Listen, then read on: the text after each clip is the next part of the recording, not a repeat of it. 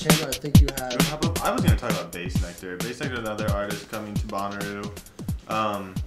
Something we all know a little bit about. Yeah, I don't know. We've all seen Bassnectar a few times. He actually played about 100 yards from where we're shooting this now. The Bluebird Bar in Bloomington. He's I guess what you'd call him dubstep, but I feel like the definition of dubstep artist gets really kind of blurred, and but he's definitely many shades of gray. He's definitely an electronic artist. Definitely has like some really diverse music. He's had big songs. Well, I think one of the coolest things about Bassnectar is a lot of I found out about him in high school from like a fellow soccer player actually. It's been around for a really, really long time. I feel like dubstep or the electronic industry is kind of taking off right now, but the fact that he, not necessarily is like a founding father, but kind of, he's been around he's been around a lot more than a lot of other people. Yeah, he's been going at it since like the 90s. Old. He's 32 years old. He's like when you look at... okay, go ahead. Go ahead, but if you look at a lot of artists... I feel like a good thing to do would be, we should always buy a 6-pack, and like when someone has a killer line, they get out of PBR toss. That sounds like a wonderful idea. That is. So for that idea, I'm gonna give myself a PBR. But there's one on the board, boys. Uh-oh. One on the board. When asked for his inspiration, Bassnectar cited Run DMC, Public Enemy, Metallica, and the Loma Prieta earthquake, or the World Series earthquake you've probably seen video of. He said if he's 32 now and that happened in 1989, that would put him at like around 10 when it happened. And he said that was the first time he ever heard bass, that like a really deep sub bass that was as intense as that. And he says that, obviously as of late we can replicate a lot of sounds that give you that same feeling, but it was interesting to hear him talk about like how that made him feel when he was a little kid and wanting to replicate that really intense, like scary, intense, and like, I don't know, kinda almost like bigger than you kind of sound, in a lot of his songs, when the bass hits really hard, it is like almost beyond like music for that second. It's like such an intense like sensation, more so than what you would just hear. Yeah, I've definitely noticed that going to the few shows of Bassnectar I've seen. Like the bass is just completely overwhelming, but in a good sense, of course. It's just the actual electronic makeup of a song. The way just a lot of songs will go have their verse, so to speak, where you have a certain pattern, then the chorus is coming in, and it kind of has a big like build to it, and then just that drop when it comes down, that finally hits, and it's just like, all right, like the main part's going, like that drop of the bass that hits, just like it almost consumes your body. Yeah, it just consumes every part of your body, and you become a part of the song and the bass. It's amazing. It is, and that's a good point too with you, Meg. It was like, it's sometimes to see some of these artists like Bassnectar, you can't really get a full appreciation for their music outside of a concert where you can get speakers of the quality to reproduce that kind of sound. You're not really listening to Bassnectar fully in your Apple earbuds. Yeah.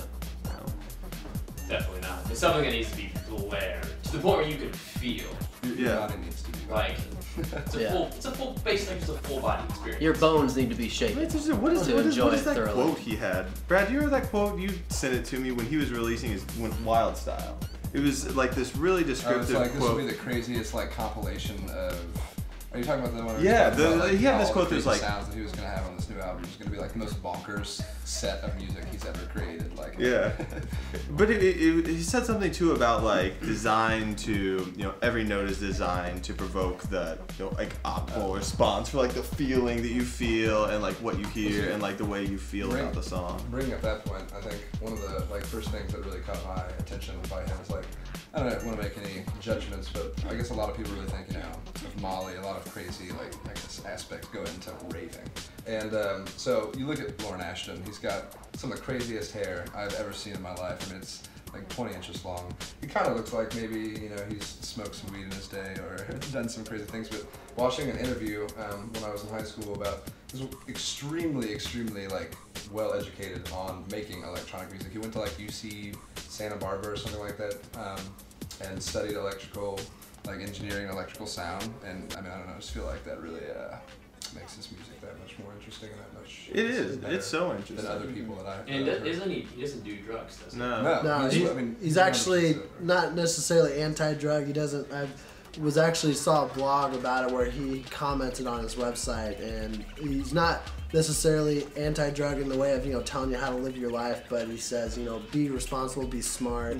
His music, like as he promotes. As it sounds. Yeah, he promotes his music in a good. good light, and he wants people to remember that, and like he doesn't necessarily condone like any type of like drug use for his music, although he is aware he's in a genre that it's prevalent. And that's people's prerogative. Well, and in an interview, I also heard him say Go ahead. something essentially where he was like, it can be cool. Like, he acknowledged the fact that, like, if you're going, to one of his shows, like, if you are on something like ecstasy or MDMA, it can be something that enhances the whole experience. But he says that, with any kind of drug like that, there's a real high potential to abuse it. And he says way too many people get into that. Yeah. I mean, and like, with you saying that, I mean, like, I did not, I'm relatively certain, I don't know who did what or whatever was going on, but I mean, a large group of us friends went to the concert of the Bluebird, and like, I don't know about you guys, but I drank some, but like,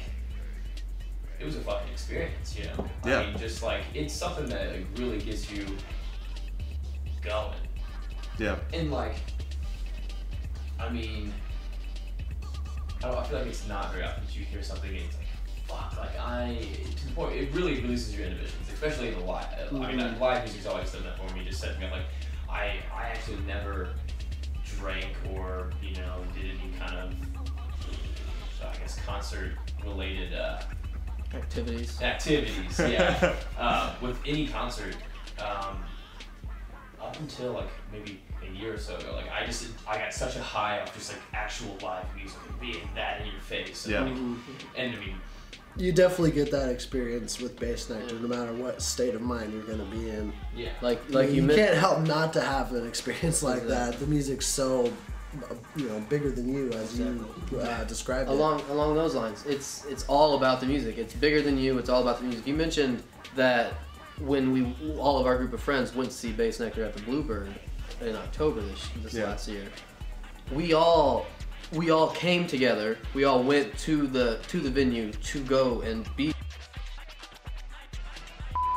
the experience. Like it was packed. Like there was hundreds of people in the Bluebird.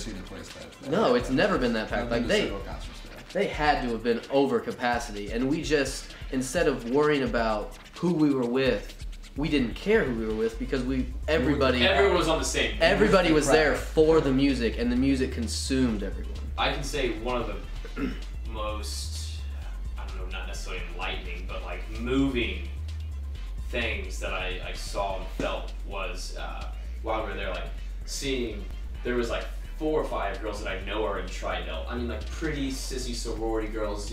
One their bar is Kilroy's and Sports, and not usually not Bluebird chicks. Yeah. Don't get me wrong, I love these Bluebird chicks. But in there, like front row, just raging, just fucking like hands in the air. It was an interesting mix of people at that concert. It really was. And then there was plenty of people I expected. There's plenty of guys who were there, quote unquote, rave. Yeah. Some hipsters. You got some Hey Melrose Avenues in there. Yeah. I think what you're getting at is there was just a wide variety of people. Like, obviously, these people in normal settings would not get along. Like, I don't usually get along with the Kilroy's crowd, I guess, as much as like the Vid crowd or the Bluebird crowd. Like, for sure. One question for Dan is, since we've all seen him in such a close environment, and you've actually seen him at the Bonnaroo like stage, what is it like to see him outdoors in like a 90,000 crowd? I could see him. I think that deserves. This is Brad. Okay, well, we'll hand it over. This is your PVR. I've seen him several times, and I agree with all of you. It's fucking amazing. You can see outside? an artist like Bassnectar in countless indoor venues. You know, each venue's going to sound a little different. It's going to be, you know, an amazing experience. But to be able to go to an open air, you know, a music festival, and you know, there's no limit, there's no capacity for the stage if it's outside. Yeah. For an artist like Bassnectar, I've seen him last year at Bonnaroo was, I mean, just one of the craziest experiences I've seen. The crowd was just enormous, bigger than any indoor. I've seen videos. I mean, bigger than any indoor venue I've ever seen. You know, everybody, you know, glow sticks are a big part of, you know, going to these electronic concerts, and you know, there was at all times, I would say, a minimum of 200 glow sticks just flying in the air at any given point during the show. The lights were just incredible. I mean, just to see a crowd of such enormity in one place for the same type of music and just raging all together, it's just it's crazy. And he knows how to put on a good show. Oh, he does. He knows how to handle it. He's not just an electronic artist who comes in, and not saying anyone does this in particular, but some people I feel like think that electronic artist goes on, you know, presses play on their iTunes and just like dances around something. He definitely crafts a show to what the audience wants to see and the vibe. And I mean, Dan, how many times have you seen him now? 4 or 5 maybe. I've seen him at least 3 times, and I would say every time he's played at least 5 songs that I did not hear the show before. Yeah, every he show always is not only new mixes stuff. up like the choice of music, but I've also heard 3 different like, you know, twerks. Like he twerks the song in certain points and at different times, but it's never exactly. He's the same definitely line. a continuous artist. I like that he's taking advantage of the power of the digital ever evolving. age. for sure. Well, not ever evolving, not like that, but like harnessing. I mean, home studios are so much more feasible than on the road studios. No, but I mean, I don't know if you were thinking about this point, but like, you know, if he's traveling around, and like this is another a separate thing. But you know, if he's traveling around, you want to say it? You got it back? Yeah, just he was saying like the perfect thing, that like his favorite thing to do is to post up in his tour bus outside the show, put in and bring in a CD and just put it on the like the sound in here, and he just listens to it one time through, and then he goes back out to the tour bus and he just like twerks it to exactly how he wants it to sound on that sound, like that equipment. And I feel like that's exactly what Bassnectar does. Like he just knows how to make it sound right in each specific situation, each venue. And the fact that they're tailoring it like Right. that, and that they're always. And like I feel I like said, he does every it. time you see him, he plays like 5 new songs. Like you know, and twerks each song like it just like in this style and then this genre, the ability and opportunity, I guess, exists. And in this digital age, it's so easy to go take it back into Pro Tools and tweak it a little bit, and do a little wacky ass more shit to it, and it's just cool. And I'm glad that they did it. That adds that. If you're gonna be a diehard, each concert has a different. And like this is an interesting point too. I also heard him talk in an interview where he said he did like an international tour. I think in 2006 or something, where he did like, you know, like Japan and New Zealand and Sydney and all these different places. And he said that not only was that a pain to travel around in, but he liked where he could move from like venue to venue, where the distance was only, you know, 100 miles, you know, or 50 miles, to where, you know, just like us, you know, we've seen him in, you know, Bloomington here, we've seen him 4 hours north of here in Chicago. And he says that he would rather choose venues like that so people can get more of like a community vibe around going to see him, which is cool. I mean, when we saw him down here, do you guys remember running into like a bus of people? Oh yeah. That we had also saw at the show in Chicago? Yeah. They traveled. They're actually from Muncie, from Ball State. Yeah, I mean, I think that that's really cool. I think it's neat that artists would be kind of aware of like, I want to make sure that if people want to, you know, see me multiple times, they could. You know, if you want to, you know, truck it up to Chicago or, you know, go to New York or something, you can see them. Mm-hmm. Well, bunch of good stuff. Switching gears though, I think you might have had one artist you want to talk about.